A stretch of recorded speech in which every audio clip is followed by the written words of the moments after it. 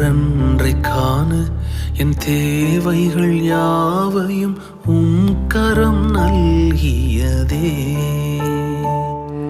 அன்றன்றை காண என் தேவைகள் யாவையும் உம் கரம் நல்கியதே.